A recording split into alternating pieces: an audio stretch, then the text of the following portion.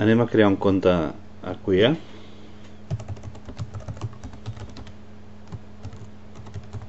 Per això escriurem aquesta adreça i seguidament anirem a la part dreta de la pantalla on hi ha un botó blau que diu Get a Free 30-day Trial, amb la qual doncs començarem a omplir aquest formulari amb 4 dades bàsiques. La primera és que volem instructor, ja està bé, surt per defecte. Triem un nom,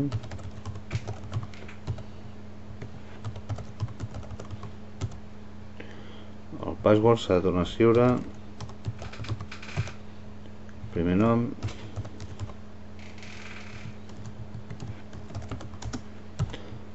un nom, l'adreça,